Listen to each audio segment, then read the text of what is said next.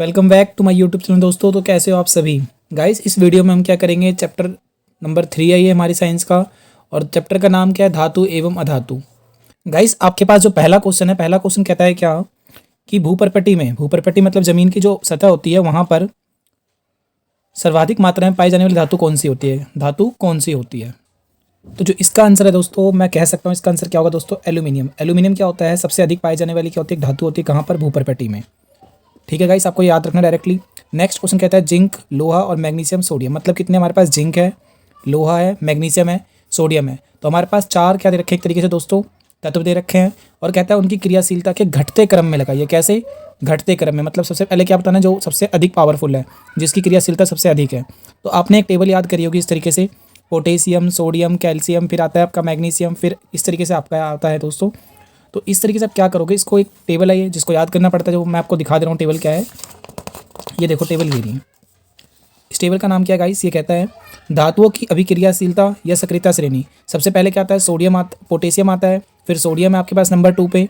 इसके बाद क्या आएगा, देखिए दोस्तों अगले पेज पे मैं दिखा रहा हूँ आपको। फिर आपका कैल्शियम आता है, फिर magnesium, aluminium, zinc, iron, lead. इस तरीके से पूरी टेबल है, आपको याद करना पड़ेगा। यानी कि जो पहले आता है वो क्या अधिक क्रियाशील है, मतलब वो अधिक पावरफुल है कह सकते हो, मतलब वो सभी के साथ जल्दी से अभिक्रिया कर लेता है। और जो नीचे आता है वो क्या है गाइस, वो कम अभिक्रियाशील है। तो आपको याद कैसे करना है, देखो मैं आपको याद करने का तरीका बता रहा हूँ, याद रखना मेरी बात को। आपको ये सिंबल पता होना चाहिए कि किस चीज़ का सिंबल क्या होता है। तो के का मतलब मैं क्या बोलूँगा यहाँ पे, काली, एन ए का मतलब नाथ बोल दो। ठीक है दोस्तों, काली नाथ। और उसके बाद क्या है देखें दोस्तों, सी ए, सी ए मतलब कैल्शियम होता है। तो काली नाथ का एम जी का मतलब क्या बोला दोस्तों, महंगा आलू। इसका मतलब लिखो जरा फीका, या जरा सा कह सकते दोस्तों, जरा सा फीका पकाता है। ठीक है गाइस। और फिर इसके चार नाम याद कर लो, क्या, कॉपर, एच जी मतलब कॉपर, एच जी, ए जी और ए यू। कॉपर का मतलब क्या होता है दोस्तों, कॉपर मतलब कॉपर तांबा, एच जी मतलब मरकरी, ए जी मतलब चांदी, और ए यू मतलब क्या होता है गाइस, सोना। और ये टेबल आपको जब याद हो जाएगी तो आप क्या कर सकते हो, इसे आसानी से बना सकते हो। तो देखिए मैं आपको बनाने का तरीका सिखा रहा हूँ। यहाँ पे हमारे पास क्या है, पहले चार क्या क्या चीज़ें हैं हमारे पास, जिंक है, लोहा है, मैग्नीशियम है, सोडियम है। तो मेरे पास इस तरीके से टेबल है, तो मेरे को तो याद है ये देखो सोडियम। क्या इसमें पोटेशियम है कहीं भी, आपको कि सर पोटेशियम तो नहीं है, क्या इसमें सोडियम है, तो देखिए सोडियम है इसमें, यस सोडियम आ रहा है। तो सबसे इसने क्या बोला, घटते क्रम में, यानी कि सबसे पहले बड़ा वाला होना चाहिए। तो सोडियम किस में आएगा, सोडियम इसमें देखो सबसे पहले कहाँ पे आ रखा है, इसमें भी सोडियम है और इसमें भी सोडियम है। मतलब इसमें पहले जिंक दे रखा है, जब पर जिंक से पावरफुल कौन होता है, सोडियम होता है। तो यानी कि तो गलत हो गया, ये भी गलत हो गया। अब इन दोनों में से देखते हैं कौन सा सही आंसर हो सकता है। पहले कौन आएगा, सोडियम। ठीक है जी, सोडियम हो गया। इसके बाद कौन आता है, कैल्शियम। क्या कैल्शियम है यहाँ पे, कैल्शियम नहीं है तो कैल्शियम को छोड़ो। फिर कौन आता है, मैग्नीशियम।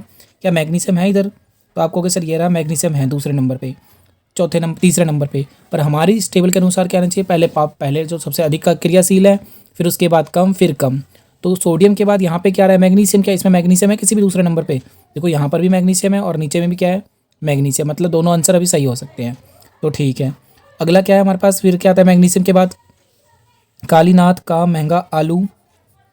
तो आलू यानी आलू का मतलब क्या दोस्तों, एल्यूमिनियम। क्या यहाँ पे एल्यूमिनियम है, नहीं। उसके बाद क्या आता है, कालीनाथ का महंगा आलू, जरा, जरा मतलब जेड एन, जरा सा, फीका मतलब पीबी। तो यहाँ पे क्या जेडन है, जेडन का मतलब तो दोस्तों जिंक। तो जिंक है यहाँ पे, जी हाँ जिंक है, यानी कि तीसरे नंबर पे कौन आएगा, जिंक। तो देखिए एक तो लोहा दे रखा है और जिंक दे रखा है, तो जिंक आना चाहिए, यानी ये ऑप्शन गलत हो गया। इसके बाद लोहा आता है दोस्तों, ठीक है। जिंक के बाद क्या आता है, आयरन आता है। और आयरन जो क्या है हमारा लास्ट में होना चाहिए, लोहा। यानी कि इसका ऑप्शन नंबर क्या होगा दोस्तों, डी ऑप्शन होगा। ठीक है, नेक्स्ट क्वेश्चन करते हैं। क्वेश्चन नंबर 3 में क्या कह रहे हैं, आपके पास 3 तत्व दे रखे हैं, ए बी सी। इनका इलेक्ट्रॉनिक विन्यास कर रखा है। ए आपने ये याद किया होगा ना, hydrogen, helium, lithium, beryllium, boron, carbon. तो आपको दोस्तों ये 20 तक तो कम से कम याद होने चाहिए। और फिर उनका इलेक्ट्रॉनिक विन्यास करना आना चाहिए। कैसे करते हैं आपको पता ही होगा कि बीच में क्या होता है दोस्तों, किसी भी परमाणु के बीच में क्या होता है, उसका क्या होता है, एक तरीके से आप बोलोगे सर इसके साइड में इलेक्ट्रॉन होता है, इसके बीच में क्या होता है, नाभिक होता है, नाभिक में क्या होते हैं, प्रोटॉन होते हैं, और क्या होते हैं, न्यूट्रॉन होते हैं। तो पहले वाले कक्ष में हम कितने रख सकते हैं, 2 इलेक्ट्रॉन रख सकते हैं। अगले वाले में कितने रख सकते हैं गाइस, 8 रख सकते हैं। तो देखो यहाँ पे ए वाला जो देख रहा है, ए में कितने हैं, 2 और 2 4 हो गए। बी में कितने हैं, 2 और 4 6 हो गए। इसमें कितने हैं, 9 हो गए। तो देखो पूरा करने के लिए या तो हमेशा 2 रहेंगे, फिर 8 होंगे, फिर 8 होंगे। तो पहले में तो 2 है ना, इसमें भी पूरा, इसमें भी पूरा, इसमें भी पूरा, कुछ नहीं कर सकते। अगले में 8 होने चाहिए। तो इसके पास कितने हैं, 4 हैं। तो ये कितने ले सकता है, 4 ले सकता है। पर दोस्तों ऐसा कोई भी तत्व नहीं है जो 4 ले सके या 4 दे सके। तो पहली बात तो कार्बन होता है छठे नंबर पे, तो कार्बन क्या करता है, बॉन्ड बनाता है, ठीक है दोस्तों, शेयर करके। तो इसका बहुत ही मुश्किल है, क्योंकि इसे कितने चाहिए होंगे पूरा करने के लिए, 4 चाहिए होंगे, और 4 तो किसी के लास्ट में है ही नहीं दोस्तों, यानी इसका नहीं बन सकता। तो क्या बचा आपका ए और सी, तो क्या बनेगा ए और सी, और ए सी वाला कौन सा है आपके पास, एक तो ये रहा और एक ये रहा, यानी बी और डी तो हो ही नहीं सकते ऑप्शन में। अब इन दोनों में से कौन सा करें, तो समझना गाइस, इसके लास्ट में कितने हैं, 7 है, और होने कितने चाहिए लास्ट में, या तो 8 होने चाहिए या तो फिर 2 होने चाहिए। तो लास्ट में 8 है ना, 7 है, तो किसको पूरा करने के लिए कितने चाहिए होंगे, आपको कि सर इसको 1 चाहिए होगा, ठीक है। तो इसका डायरेक्टली आंसर क्या हो सकता है, आप बोलोगे ए अकेला रहेगा, और सी के लास्ट में क्या है, 7 है, तो यानी किसी से लेगा ना ये। तो जब ये लेता है तो जिससे लेता है उसका नाम आता है। ए से लिया ना, कितने लिए होंगे इसने, 1 लिए होंगे, पर एक तो ऑप्शन में नहीं है, तो यानी कि यहाँ पे 2 लेगा। 2 क्यों लेगा, क्योंकि लास्ट में क्या है, 2 है, ठीक है दोस्तों। नेक्स्ट क्वेश्चन करते हैं, क्वेश्चन नंबर 3। गाइस जो आपका नेक्स्ट क्वेश्चन है, क्वेश्चन नंबर 4, इसमें कह रहा है कि कार्बोनेट अयस्क को, किसको, कार्बोनेट अयस्क को वायु की उपस्थिति में, भाई उपस्थिति नहीं है दोस्तों, अनुपस्थिति। अनुपस्थिति का मतलब क्या होगा गाइस, अब्सेंट, यानी कि इसका मतलब कह रहा है कार्बोनेट अयस्क को अगर वायु वहाँ पे नहीं है उस समय, अगर आप गर्म करके क्या लेना चाहते हो, उससे धात्विक ऑक्साइड लेना चाहते हो। दोस्तों इस क्वेश्चन को समझने के लिए पहले आप इसको वीडियो को पॉज करें और क्वेश्चन को पढ़ें, उसके बाद ही आपको बहुत ही ज़्यादा क्लियर हो पाएगा। क्या कह रहा है, कार्बोनेट अयस्क को वायु की अनुपस्थिति में गर्म करके धात्विक ऑक्साइड प्राप्त करने की विधि को डैश कहते हैं। एक चीज़ समझना, अगर मुझे कभी भी धात्विक ऑक्साइड चाहिए ना, तो मुझे क्या करना पड़ेगा, आग लगाना पड़ेगा, गर्म करना पड़ेगा उस चीज़ को, और गर्म करने के बाद क्या करना पड़ेगा दोस्तों, अगर आप किसी चीज़ को गर्म करना चाहते हो, इसका मतलब वहाँ पे क्या अवेलेबल होना चाहिए, वायु होना चाहिए। पर यहाँ पे इसने बोल दिया वायु नहीं होना चाहिए, और वायु नहीं है अगर, और फिर आप उसे गर्म करके क्या लेना चाहते हो, धात्विक ऑक्साइड। तो ऐसा भी हम कर सकते हैं, पर ऐसी चीज़ को हम क्या कहते हैं, इसको हम निस्तापन कहते हैं। क्या कहते हैं दोस्तों, बी, यानी कि निस्तापन। इसका मतलब यहाँ पर क्या आएगा, निस्तापन आएगा आपका, ठीक है दोस्तों। नेक्स्ट क्वेश्चन क्या कह रहा है, क्वेश्चन नंबर 5, 5वें क्वेश्चन में कह रहा है दोस्तों, अगला क्वेश्चन कह रहा है आयनिक यौगिक निम्नलिखित में से कौन से गुण नहीं दर्शाते हैं। एक होता है दर्शाते हैं, दूसरा कह रहा है नहीं दर्शाते हैं। इसका मतलब पहले ये पता लगा लो भाई क्या क्या दर्शाते हैं। तो आयनिक यौगिक तो दोस्तों वो यौगिक होते हैं जो क्या करते हैं, पानी में घुलनशील होते हैं। पर इसने क्या पूछा, नहीं दर्शाते हैं, तो ये तो नहीं हो सकता, यानी पर ये तो पता है ना पानी में घुल सकता है आयनिक यौगिक। इसी तरीके से क्या होता है, आयनिक यौगिक क्या होते हैं, क्रिस्टलीय ठोस होते हैं। मतलब कैसा होता है उनका क्रिस्टल, ठोस होता है, मतलब जो उनके कण होते हैं एक तरीके से, जो टुकड़े होते हैं कैसे होते हैं, ठोस होते हैं। ये दोनों तो गुण होते हैं। इसमें पूछा है ऐसा कौन सा गुण नहीं दर्शाते हैं। जब ये दोनों होते हैं और कौन से नहीं होते तो पता लगाते हैं। ठोस अवस्था में विद्युत का सुचालक होते हैं। गाइस जब वो ठोस होते हैं तो उसमें विद्युत का सुचालक नहीं होते हैं, विद्युत के कुचालक होते हैं। इसका मतलब ये नहीं करते हैं, ठीक है। जो हमसे पूछा जा रहा है ये नहीं करते हैं, तो बिल्कुल ये वाली बात सही है। और क्या कह रहा है, जो आयनिक यौगिक होते हैं इनका गलनांक क्या होता है, निम्न होता है, बिल्कुल गलत। इनका गलनांक बहुत ही ऊंचा होता है, बहुत हाई होता है। मतलब इनको बहुत देर में हम इनको गला पाते हैं, और इनका क्वथनांक भी बहुत बड़ा हाई होता है। मतलब ये दोनों पॉइंट क्या है दोस्तों, नहीं दर्शाते। और हमसे यही तो पूछ रहा है कौन से नहीं दर्शाते हैं, तो सेकंड और फोर्थ। तो देखते हैं इसके ऑप्शन कौन से। ए ऑप्शन में कह रहा है पहला और दूसरा, जी नहीं। दूसरा और तीसरा किस में आ रहा है देखो दोस्तों, तो ऑप्शन नंबर बी में क्या है, पॉइंट 2 और पॉइंट नंबर 3। आपको क्या करना है, जब भी पहले वीडियो को देखो, सुनो अपना, और उसके बाद क्या करना है, आपको रिवीजन करनी है कुछ दिनों के बाद, कुछ देर के बाद दोबारा, मतलब 2 घंटे 3 घंटे बाद। और जिस दिन आपका एग्जाम हो उससे पहले आप सुबह सारे सुन के जाओ, पढ़ के जाओ, ठीक है गाइस। नेक्स्ट क्वेश्चन क्या कह रहा है, छठा, खुली वायु में कुछ दिन छोड़ देने पर कॉपर के बर्तन के पृष्ठ से भरी भूरी चमक धीरे धीरे समाप्त हो जाती है और उस पर हरी परत जम जाती है। हरी परत किसकी होती है। क्वेश्चन समझो क्या कह रहे हैं। अगर आपने क्या करा, कॉपर का कोई बर्तन लिया और उसे खुले में छोड़ दिया, तो आपने देखा होगा उसकी चमक क्या होती है दोस्तों, जो भूरे रंग की होती है वो धीरे धीरे खत्म होने लगती है, और खत्म होने के बाद क्या होता है, वो हल्का हल्का हरा पड़ जाता है, उसके ऊपर हरी परत जम जाती है। इस हरी परत का दोस्तों आपको नाम बताना है, उसका नाम क्या होता है, ठीक है गाइस। तो बिना किसी देरी के इसका नाम आपको याद रखना है। क्या नाम होता है इसका, क्यूप्रिक ऑक्साइड। क्या नाम होता है इसका, cupric oxide, option number C. और दोस्तों ये क्वेश्चन 2020 के कंपार्टमेंट वाले एग्जाम में भी आया हुआ है, ठीक है गाइस।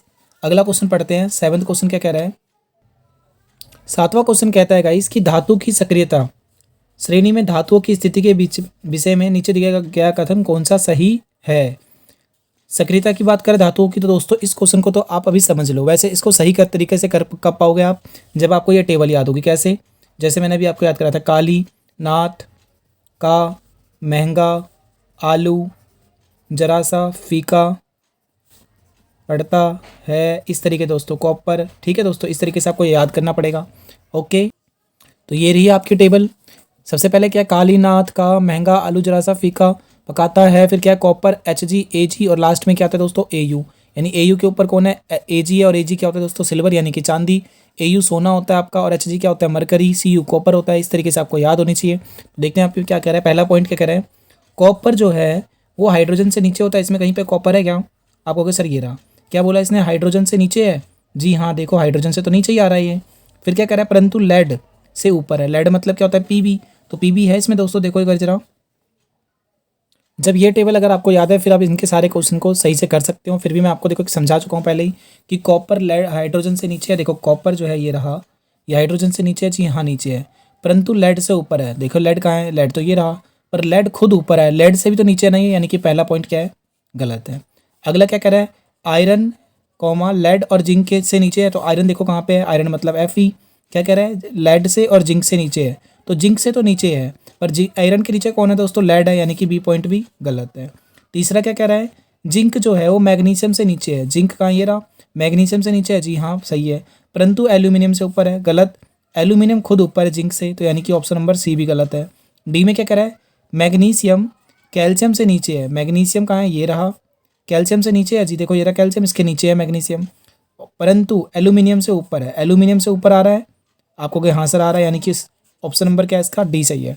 दोस्तों मैं आपको कहूँगा इस क्वेश्चन को याद सीखने के लिए आपको ये टेबल याद करनी पड़ेगी। ट्रिक मैंने आपको बता दिया है, पीछे से कर वीडियो को देख लीजिए, आप वहाँ से नोट कर सकते हो। 8वां क्वेश्चन क्या कह रहा है, ऐसे ऑक्साइड जो अम्ल तथा क्षार दोनों के साथ लवण तथा जल बनाते हैं। ऐसे ऑक्साइड को हम क्या कहते हैं, जो अम्लों के साथ भी और क्षार दोनों के साथ क्या बनाते हैं, लवण बनाते हैं और जल बनाते हैं। कुछ तो ऐसे ऑक्साइड होंगे। तो जी हाँ बिल्कुल, उभयधर्मी एक ऐसे ऑक्साइड होते हैं। क्या, उभयधर्मी एक ऐसा ऑक्साइड होता है जो क्या कर सकता है, अम्ल हो या क्षार हो, दोनों के साथ अभिक्रिया करके लवण बनाएगा और जल बनाएगा। लवण का मतलब क्या होता है दोस्तों, नमक होता है एक तरीके से, सॉल्ट, और जल मतलब पानी बनाते हैं। ऐसे को हम क्या कहते हैं, उभयधर्मी ऑक्साइड कहते हैं। मतलब 60वें का क्या होगा, ऑप्शन नंबर सी होगा। ठीक है गाइस, नेक्स्ट क्वेश्चन शुरू करते हैं। अगला क्वेश्चन कहता है, ऐसे कॉपर सल्फेट का विलयन, कॉपर सल्फेट का जो विलयन है उनमें उनको निम्नलिखित में से किसके द्वारा बर्तन में, उस बर्तन का नाम बताना जिसमें से क्या करते हैं हम सेव करके रखते हैं, सुरक्षित रखते हैं। किसको, कॉपर सल्फेट। कॉपर सल्फेट को किस वाले बर्तन में हम सुरक्षित करके रखते हैं।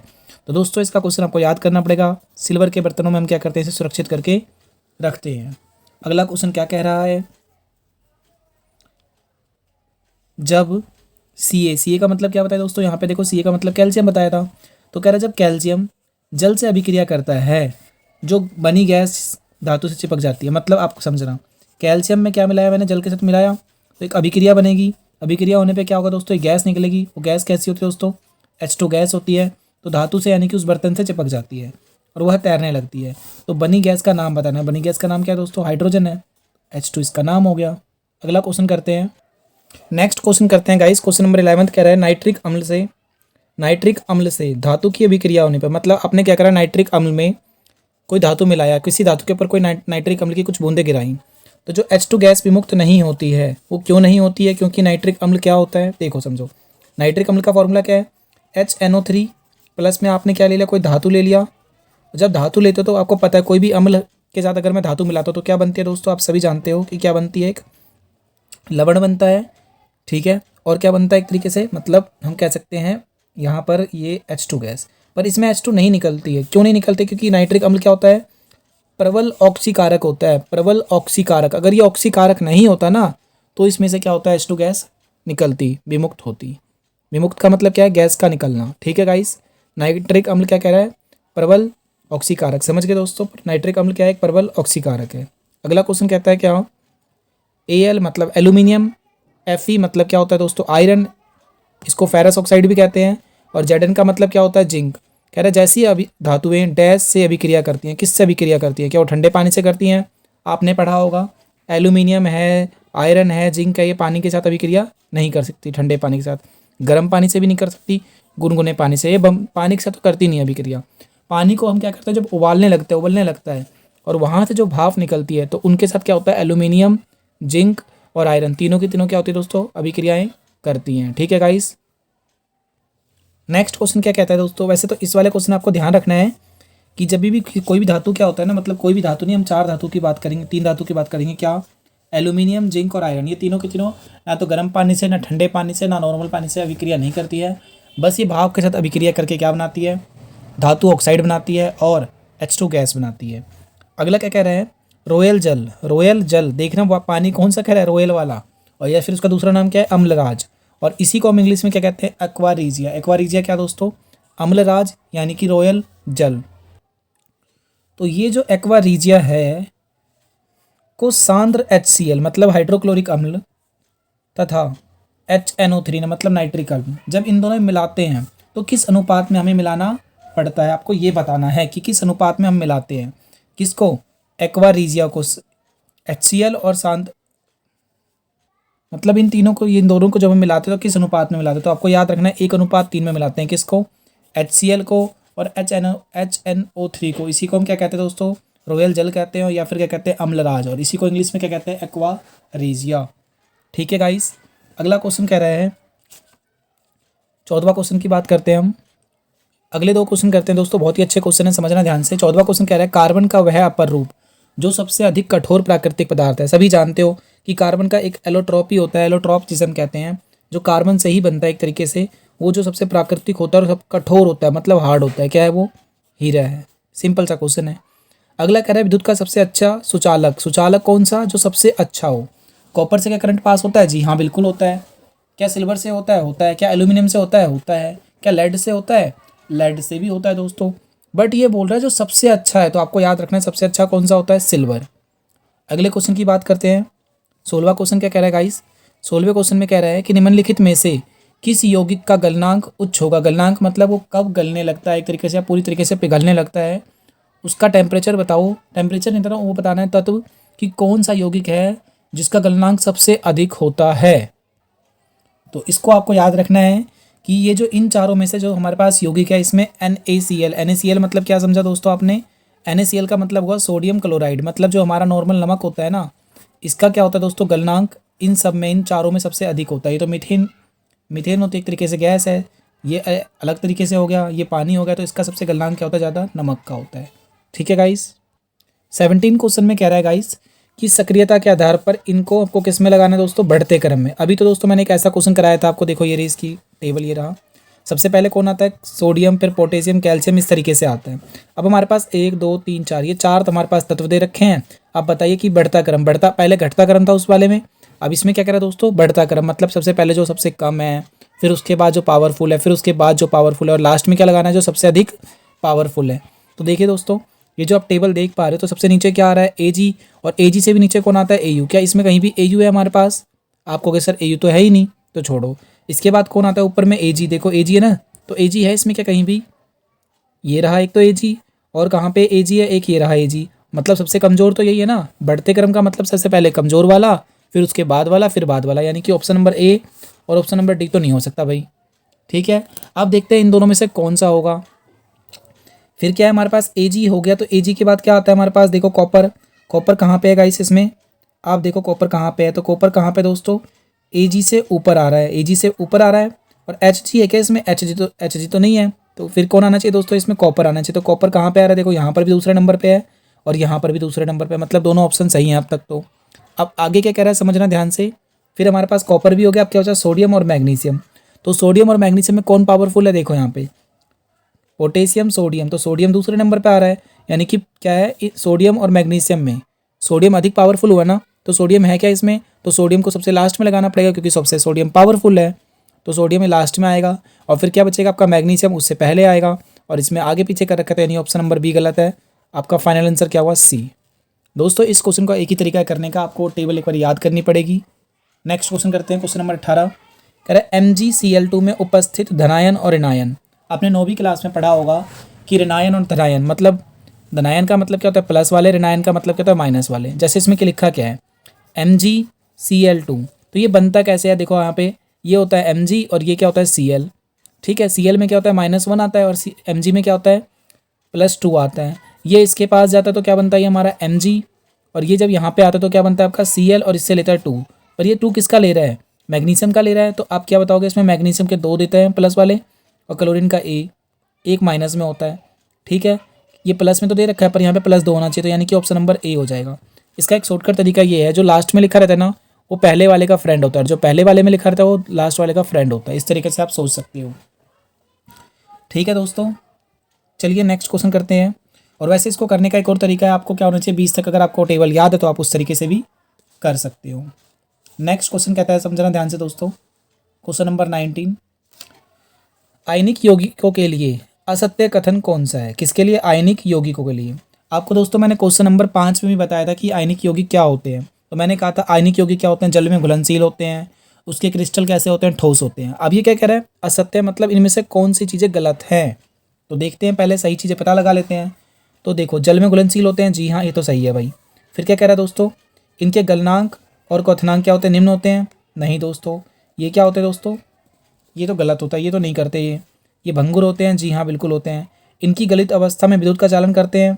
गलित का मतलब है अगर ये ठोस होते हैं तो ये इनमें से करंट पास नहीं होती, बट अगर ये गल जाते हैं, द्रव की अवस्था में होते हैं, तो कठोर इसके करंट इसके अंदर से जा सकती है, यानी कि ये वाला भी ऑप्शन सही है।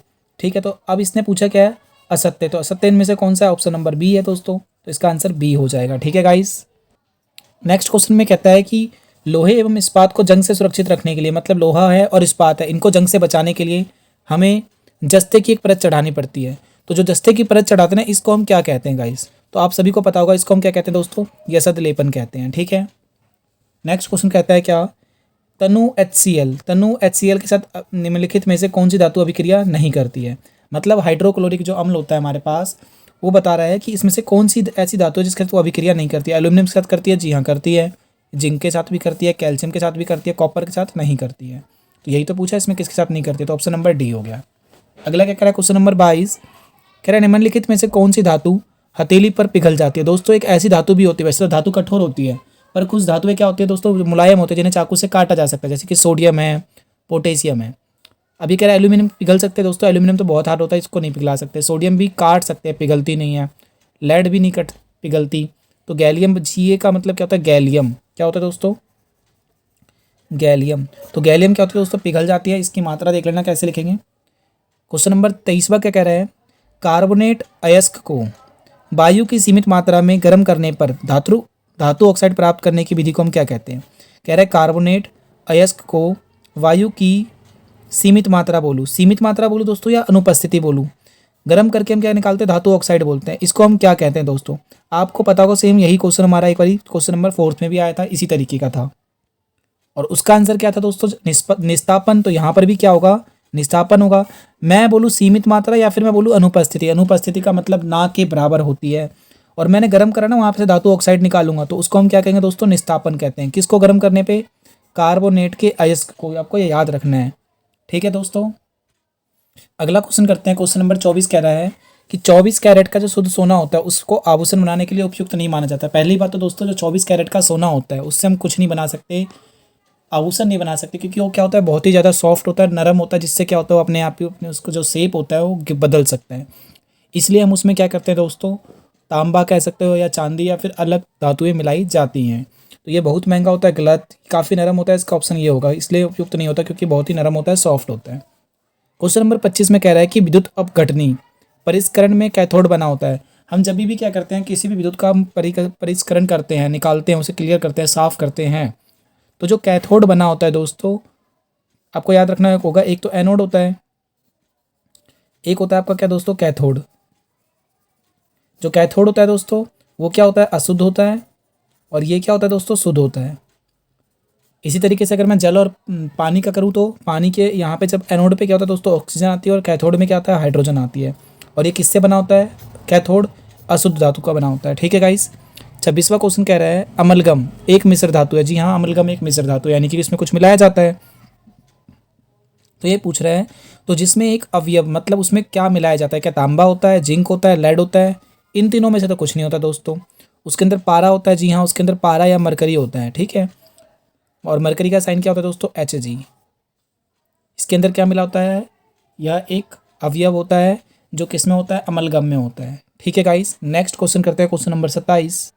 नेक्स्ट क्वेश्चन में क्या कह रहा है, किसी अयस्क से अशुद्धियाँ हटाना, मतलब आपके पास कोई धातु है, अधातु है, कुछ भी है, या कोई अयस्क है तो उसके ऊपर जो अशुद्धियाँ होती हैं, मिट्टी होती है, उनके अंदर जो गंदगी होती है, उन्हें जो हम साफ़ करते हैं उसे हम क्या कहते हैं? उस चीज़ को हम क्या कहते हैं दोस्तों? अयस्क का सांद्रण कहते हैं। क्या कहते हैं? सांद्रण कहते हैं। किस चीज़ का? अयस्क का। 28वां क्वेश्चन कह रहा है निम्नलिखित में से कौन मरकरी का अयस्क है? तो क्वेश्चन को पहले पढ़ो और फिर समझना। कह रहा है मरकरी का अयस्क कौन है? तो मरकरी का अयस्क दोस्तों आपको डायरेक्टली याद रखना है, क्या होता है? सिनेबार। ये क्या होता है? मरकरी का एक हिस्सा होता है, अयस्क होता है। अगला क्वेश्चन कह रहा है ऐसी विस्थापन की अभिक्रिया है। आपने पहले चैप्टर में पढ़ा था अभिक्रियाएं। अब ये कह रहा है ऐसी अभिक्रियाएं जो क्या होती है? अत्यधिक उष्माक्षेपी होती हैं, जिसमें बहुत ज़्यादा उष्मा निकलती है, उन्हें हम क्या कहते हैं? उष्माक्षेपी अभिक्रिया नहीं।